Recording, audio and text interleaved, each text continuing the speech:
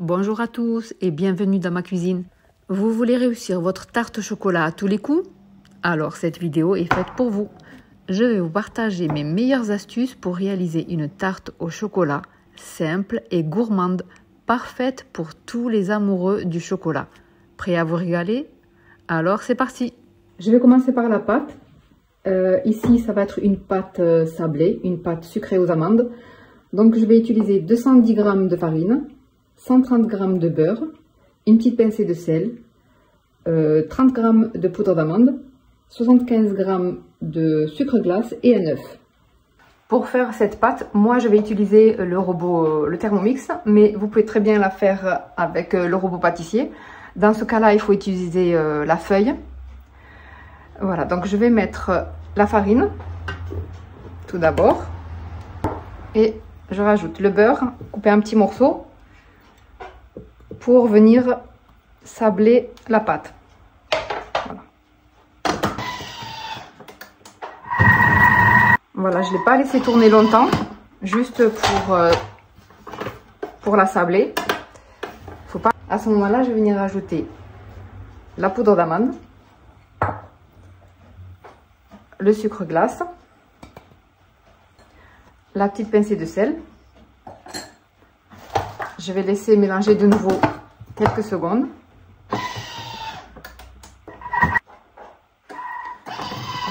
Voilà, après ça, une fois que tout est bien mélangé, je vais rajouter l'œuf.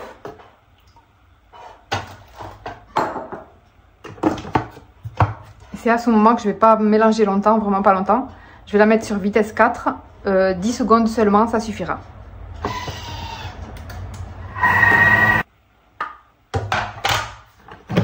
Voilà, la pâte est suffisamment mélangée. Je vais venir retirer la pâte du bol. Voilà, une fois là, je vais rassembler la pâte en boule. Je l'aplatis légèrement pour faciliter après le travail. Je vais la filmer et la conserver au frais pendant 15 à 30 minutes. Voilà, moi j'aime bien la pré-étaler comme ça. Ça sera plus facile à refroidir et plus facile à étaler après. Avant de reprendre ma pâte et de venir l'étaler, j'ai préparé la plaque de cuisson avec une feuille de cuisson. Alors l'idéal pour faire cuire les pâtes sablées, c'est des feuilles de cuisson comme ça perforées.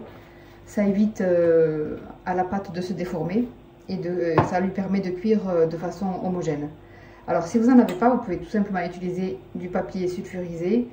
Mais ensuite, il faudra venir perforer avec une fourchette, il faudra perforer la pâte. Voilà, je mets ça de côté et je vais venir étaler la pâte. Voilà. Alors j'ai préparé aussi un cercle à tarte, j'en ai pris un de 22 cm.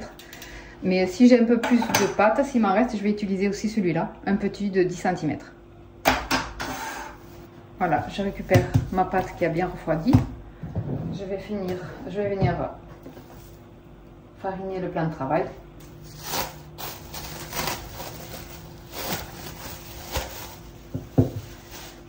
Pour étaler dessus ma pâte.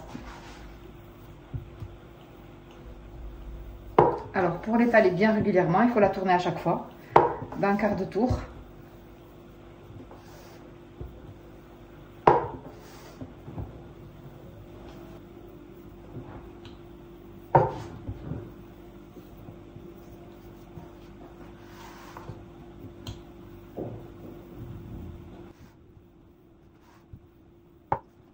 Voilà, ça devrait être bon. Je vérifie. Voilà, c'est à la bonne taille.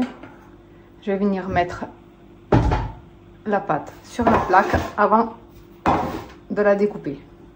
Pour ça, pour me faciliter, je l'appuie tout simplement.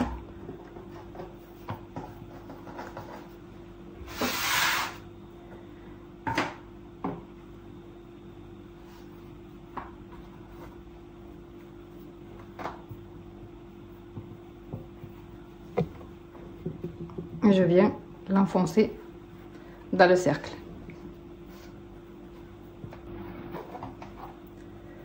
Voilà, il faut la pousser légèrement à l'intérieur.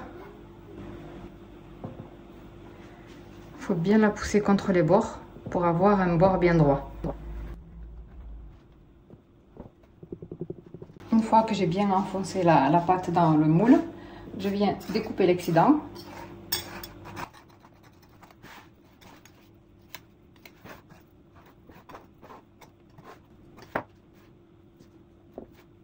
Voilà, avec l'excédent, on peut le mettre de côté pour faire des petits biscuits, par exemple, des petits sablés. Ou bien, moi là, je vais utiliser donc mon deuxième cercle pour en faire une plus petite à côté. Voilà, j'ai remis en boule la pâte. Il faut essayer de ne pas la travailler longtemps. Et je recommence. Voilà, une fois que mes deux fonds de tarte sont prêts, je vais les laisser reposer 30 minutes au frigo avant de les faire cuire. Donc après avoir laissé reposer ma pâte 30 minutes au frigo, je l'ai fait cuire à four préchauffé à 180 degrés pendant 15 minutes. Que mes fonds de tarte ont suffisamment refroidi, je vais venir enlever les cercles. Voilà. On peut voir que la cuisson de la pâte s'est faite bien régulièrement, elle est restée bien plate. Je vais venir les disposer sur des assiettes plates.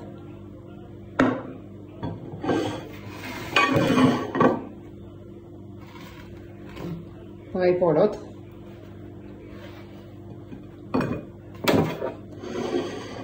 Voilà, je les mets sur des assiettes plates avant de venir les garnir avec la ganache au chocolat. Pour faire cette ganache, je vais avoir besoin de 200 g de chocolat noir, 200 ml de crème liquide à 30% de matière grasse, 20 g de miel et 30 g de beurre. Ensuite, donc, je commence par faire fondre les 200 g de chocolat avec le beurre.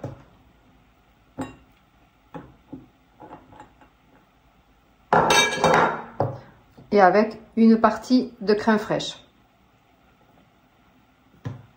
Je vais les faire fondre au micro-ondes. Voilà, là je viens de passer donc le chocolat à fondre 1 minute au micro-ondes. Surtout quand vous faites fondre du chocolat, je vous conseille de ne pas le faire d'un coup. Je veux dire, il faut le surveiller et il vaut mieux le remettre à chauffer quand vous voyez que c'est pas encore complètement fondu. Comme là, je vais le repasser encore au micro-ondes. Mais il ne faut pas le faire d'un coup parce que vous risquez de brûler le chocolat. Et quand le chocolat est brûlé, malheureusement, on ne peut plus le récupérer. Donc voilà, il faut s'y prendre à plusieurs fois. Là, je vais le repasser encore un petit peu. Je pense 20 secondes, ça ira. Voilà, je l'ai repassé au micro-ondes juste 15 secondes. Ça a été suffisant, pas besoin de plus.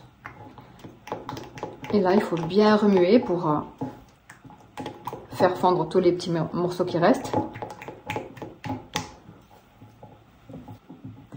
Et à ce moment, je vais venir rajouter le miel.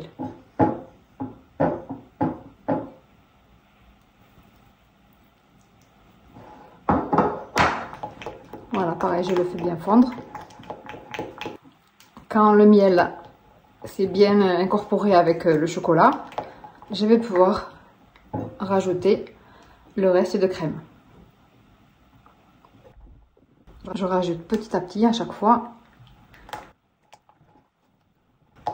Voilà, il faut surtout pas remuer avec un fouet, sinon on incorporerait de l'air et ça ferait des bulles, c'est pas joli, donc il faut remuer surtout comme ça avec une spatule.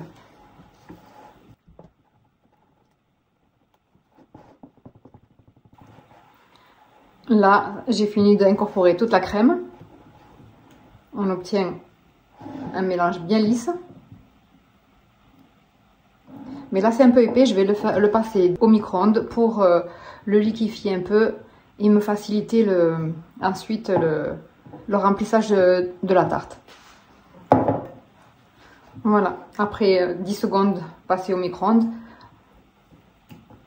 voilà, le chocolat, la ganache est plus fluide, ça sera plus facile pour garnir.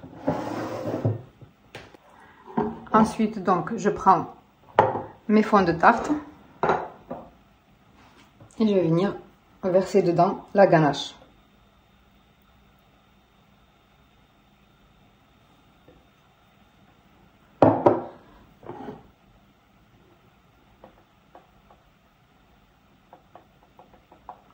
Voilà.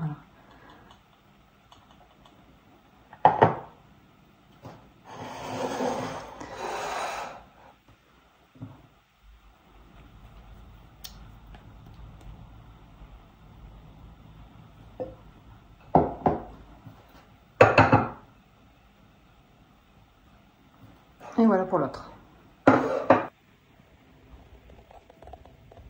Notre tarte au chocolat est prête à être dégustée. Avec ces quelques astuces, vous devriez obtenir une tarte aussi gourmande que celle d'un pâtissier. Alors, qu'attendez-vous pour tester cette recette? N'hésitez pas à me dire en commentaire ce que vous en avez pensé. Aussi, n'oubliez pas de vous abonner pour découvrir d'autres recettes. En attendant, prenez soin de vous et à très bientôt pour de nouvelles vidéos.